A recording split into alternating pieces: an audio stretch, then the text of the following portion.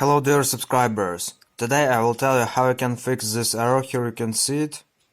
Error with library KERNEL32. So how you can fix it? So this error means that you have some problems with this kernel32 and some files are missing or corrupted. So how you can fix it? You just need to go to Google, and from Google I will show you. You need to install update package. Here you can see it, this new update package.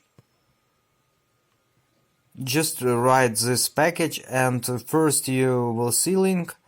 It's my official Microsoft site. So you just choose here language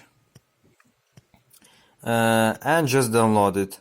So after you install this package, everything will work and your error will be fixed. So thanks for watching, have a nice day, subscribe to my channel, click like, and goodbye.